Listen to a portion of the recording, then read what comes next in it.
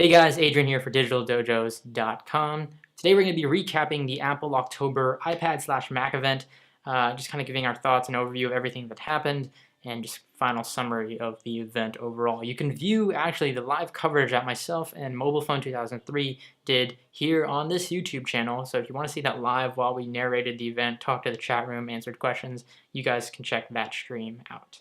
All right, let's jump right into it.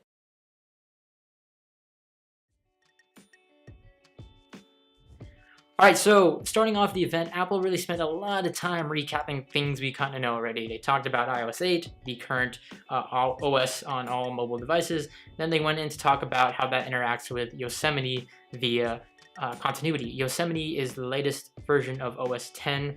It is going to be the version coming from upgrading from Mavericks, and this is while it's not a detrimental upgrade, it is a nice upgrade with as far as the new UI goes. You're seeing that flat UI being integrated into OS 10. You're seeing some spotlight enhancements and a couple other tweaks.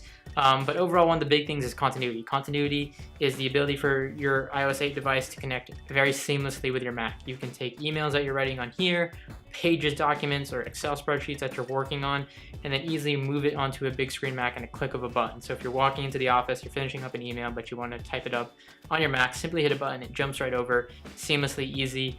A lot of different stuff. You can also answer phone calls coming from your phone on your Mac running OS 10 Yosemite. It's just a nice, again, nice little efficient things that if you're at your Mac, you're using your Mac, something comes through your phone, you can easily just pass it over or hand it off to your Mac to handle, because that's the experience that you're currently in. And vice versa, if you're on your Mac, you're about to get going, you can pass it off to your phone or tablet. All right, so as far as those go, iOS 8.1, the latest update to iOS 8, which includes all of these continuity features to work with OS 10 Yosemite, will be released this Monday.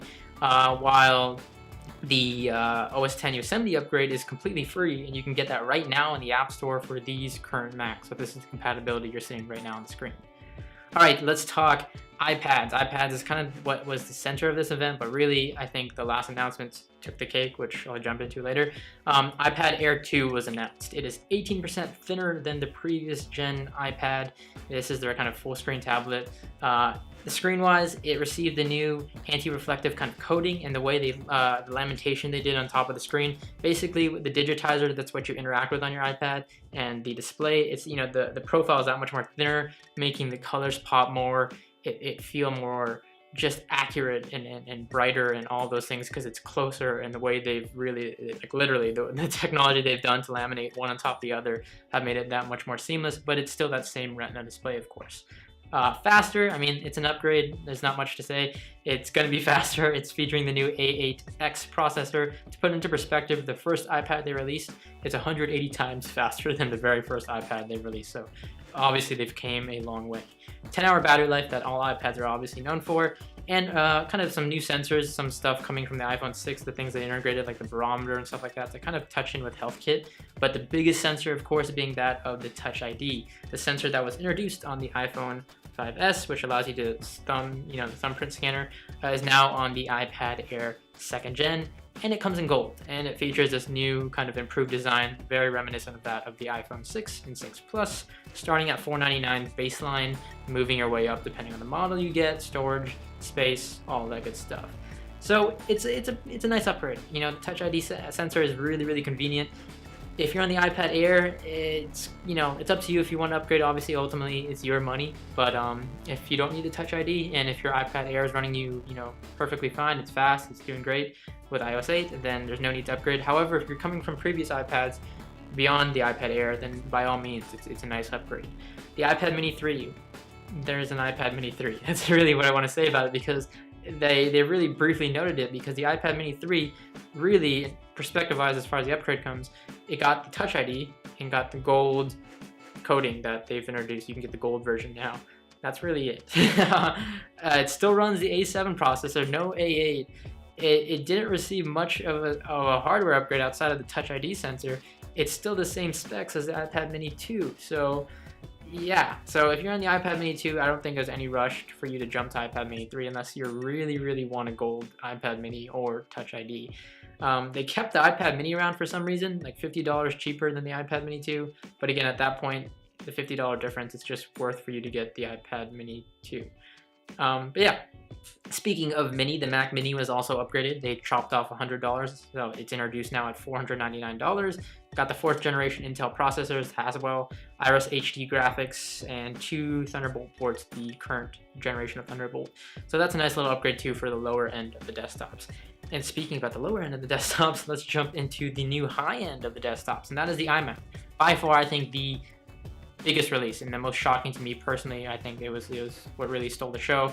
The new iMac 27-inch Retina displays. And when I say Retina, these are 5K displays. You may have heard of 4K, the new kind of up-and-coming standard in high definition, but this 5K display on the iMac, I'm a huge fan of iMacs. I have one sitting in front of me and I have another here, the mid-2011 and 2013.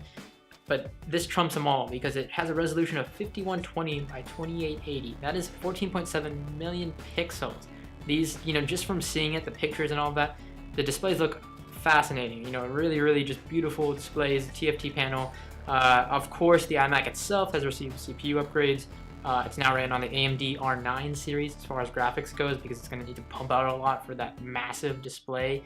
And it's still featured in the same kind of thin profile where it kind of curves to the back on the iMac, and then all-in-one design. Baseline $2,500, $2,500 I should say. So why that's so important is there's the current 4K displays right now, like a Dell 4K display. You can get that at $2,500, but you can pay the same thing at Apple, get a 5K display, and get a computer built in. I mean, it's really, really crazy technology-wise and from technical aspect. It's crazy pixels. It's crazy high quality and high definition. They're taking the standard of what is 4K, which isn't even popular right now, and pushing it beyond its boundaries. Obviously, this thing is something that needs to be seen in real life for you to kind of test and see how this works for you. For professionals, designers, all of that, it's really going to be great. It's a great, accurate display. However, it kind of draws this blurred line between the Mac Pro and the iMacs now, because Mac Pro owners are probably going to want this 5K display, but they don't want to have to buy an iMac just to do that. So we'll probably see a cinema display introduced that's a much lower price point in the sub $1,000 price point range. But I assume that they wouldn't introduce it yet just because they don't want to take some thunder from the iMac launch, of course. But yeah, that's about it. That's everything. I think really the iMac was the biggest announcement that was, it was expected there was going to be like a 4K push on the iMac, but not a 5K. The display technology is really amazing what they did. And I think overall what this event says in summary is that, the iPad announcements were just subpar in my opinion. They're things that are typical. We were going to see the Touch ID. It's going to be faster. It's not going to be a slower device. iOS 8, Yosemite. Really what this shows for me for Apple, it's finally like Apple drawing this line, and it shows that all their product lines are parallel now. They're all on the same playing field. From the software and how it interacts with the hardware, down to the Retina displays and how they all line up across the MacBooks, iPhones, iPads, iMacs now. Yeah, it just shows this playing field of how Apple is very known for their unification of software and hardware, and I think they really showcased that with this event. So love to hear your guys' opinions, thoughts. What are you guys going to be interested in buying? Maybe not. Maybe you're an Android user. Maybe you're switching to Android. Throw it down in the comments below. This video, guys, will be my last one for a bit, not permanently, but I am going to be taking a small break and vacation away from work and content production just to handle some things both personally and professionally. So I thank you all for your continued support, feedback, and patience in this matter, and I hope to come back bigger and better. So until next time.